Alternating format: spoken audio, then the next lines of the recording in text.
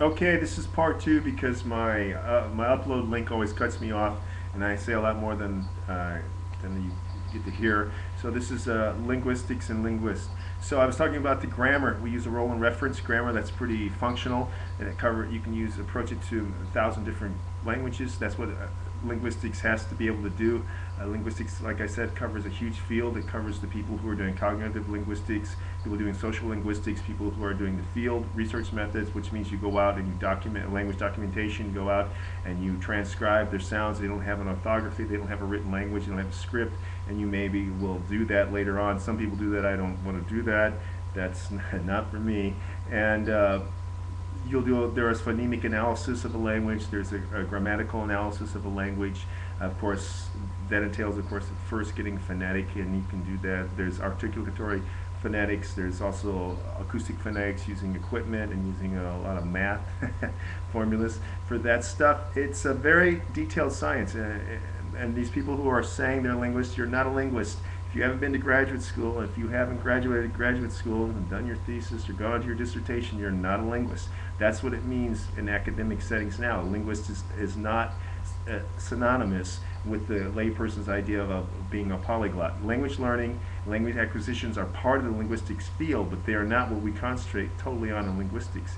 And being a linguist does not mean you're some person just hangs out and tries to learn languages through books or some other methods. I'll talk about language learning methods in a different video, but I want to start getting everybody ready to really specifically talk about what linguists do as opposed to neophytes or dilettantes in the language, because it's very important. It's the same thing as if you were to sit around and say, hey, I do surgery. No, you don't do surgery.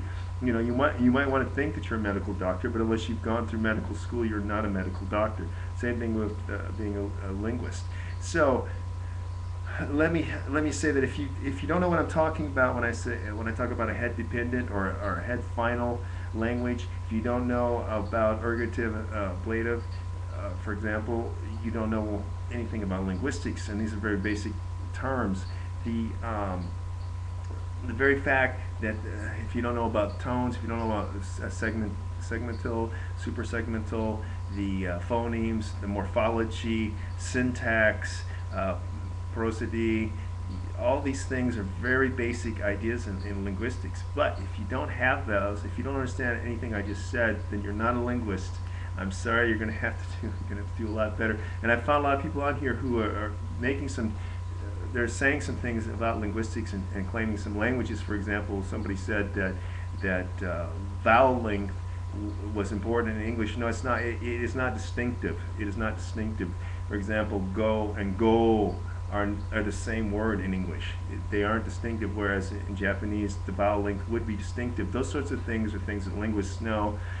Language learners might pick up intuitively later on, but saying that vowel length is distinctive is untrue in English. It is not distinctive.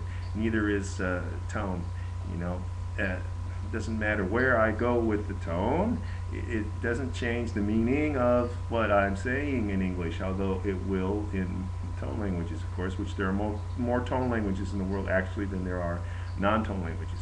But anyway, let's see if this uploads. But stay with me. I'll do some more.